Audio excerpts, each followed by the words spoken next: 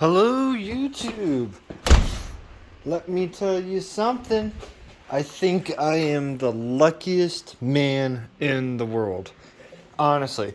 I must have several angels that have come down and decided, hey, this kid's alright. We're gonna bless him. Because I swear to sweet Jesus, ain't no way this engine lived through what I'm about to tell you, right? So, first let me get my valve cover off here. And let me tell you the latest and greatest on this wonderful 340. And what she somehow lived through. This right here is a hydraulic lifter.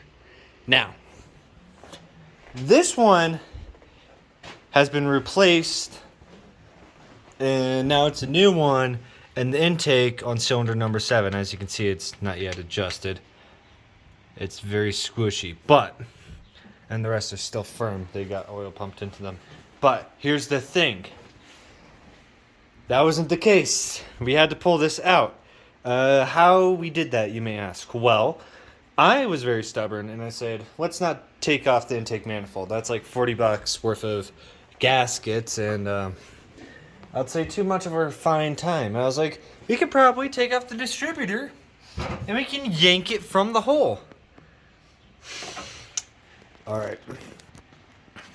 Let me tell you, if I'd known what we faced, I would have never said that sentence. Because this, while yes, it did look whole on the outside, as soon as we stuck a magnet in there, it came apart. It literally tore apart. So, that snap ring on the top, gone somewhere in the engine. We didn't know. This part right here, the actual plunger itself, that just came off with the magnet. We just still had the actual cylinder hold thing, and we had a couple of springs that went somewhere that we can't find. So that was a good hour of our lives as we fished the lifter one by one out. But somehow we managed to make it work. We found every part of this. I know because I looked at the diagram. And the snap ring, despite all this occurring at nearly like $3,500, the snap ring just traveled all the way down and ended up in this valley over here. I don't know how, but it did, and I'm grateful for it doing it there. Had it went anywhere else, that would have meant I would have taken down the whole entire engine. And now here's the crazy thing, right? So that was what happened recently. You may be thinking, hey, that ain't so bad. You just broke stuff apart, lost some parts in your engine, and you found them all. How is that lucky, you may ask? Well, let me tell you. I had these guys back off. I had no jam nuts on them. And the jam nuts were rattling inside of my engine. Guess where in my engine? Anywhere they could fit. They were in these valleys. Somehow they stayed above, despite the fact that this is held down by a strap. So, lucky thing number 2. Number 3, one of my valves. The valve seating got shimmied off. And by some miracle of God, I can only pray, it didn't bend the valve. I don't know what forces that thing was under, but it would have been tremendous in order to survive. Miracle number 4. Same thing back here.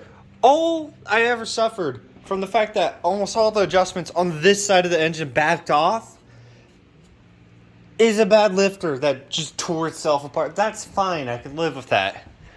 I am in awe at the fact that this is still together.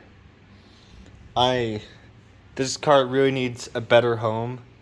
Maybe because I swear to God, she's pulled through so many times for me. I can't even name it. She's crazy. But I am the luckiest man in the world. Anyway, so on to the minor subject of today. I have got hit in the head and now I got staples. But that's okay. As long as the car works, we're golden. Which I'm pretty sure if I come over here, just give her a good old crank. So come back. Alright, everything's good and clear. 90% sure I didn't put the distributor on backwards. Who knows? But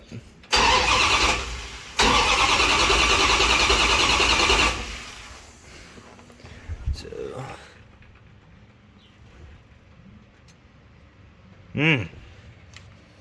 maybe I'll give that a hold.